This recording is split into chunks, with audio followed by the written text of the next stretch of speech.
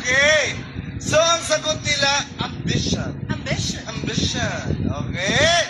Tanong natin, ambition is correct! Fritzy, what's your answer? I don't know. Sinabi lang na head writer ko dito pumunta. You think your head writer is some kind of a sure?